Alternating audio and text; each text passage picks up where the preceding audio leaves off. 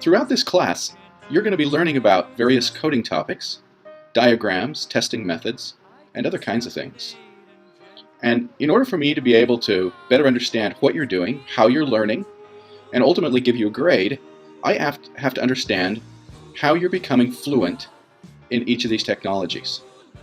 That's where your portfolio comes into play.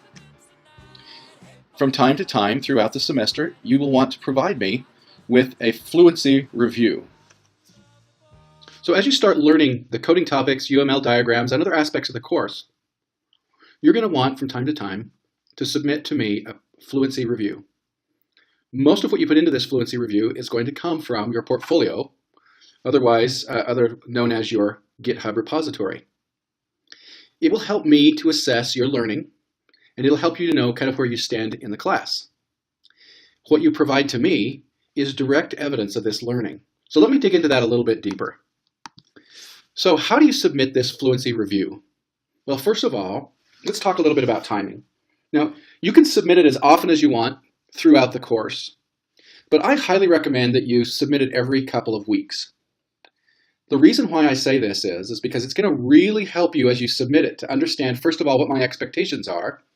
Second of all, how you're meeting those expectations, how you're doing in the class, and how you can make minor adjustments, or in some cases maybe a little more major, to meet the expectations of the course and to continue to really have a directed learning experience. If you don't do that very frequently, you're not going to learn in an iterative way, and you won't be able to adapt as quickly as you otherwise could. As far as how you submit, you're going to be using the Fluency Review template. You'll be able to find this in iLearn. You submit this Word document filled out, and you're going to go to the assignments section in iLearn, and there are 4 drop boxes there. And you're going to, if it's coding topics that you're submitting, you're going to submit it to the coding topics drop box. If it's UML diagrams and tests that you're submitting, then you're going to submit them to that drop box. And then in return, I will provide feedback from there. So I also wanted to just talk a little bit about the various levels of learning. Okay? The first level of learning that you're going to experience is really going to happen between the beginning of the semester and week 10. During that time, you're going to be researching each of these different coding topics and UML diagrams and starting to really understand how they work. You're going to be writing little programs. You're going to be taking programs that you can find on the internet, tweaking them, finding out what the happy path is, finding out what alternate flows might be, how to handle exception handling and other types of things that all make up the topic that you're studying. It's going to be really, really important that you are getting to a level, kind of a level 1 understanding before you submit your fluency review. Now you can submit it earlier and I'll just kind of help you understand that better, but to get to a disagree, you're going to have to reach a level 1 understanding. Again, this is not just taking a program off the internet, making a couple of changes to it and submitting it to me. It's truly starting to understand the technology, but understanding it independent of other technologies. Happy path, nasty path, those types of things. Level 2 then is integrating that technology with others in the form of an application. Here is where your application development occurs. And it's really going to occur between week 10 and week 14.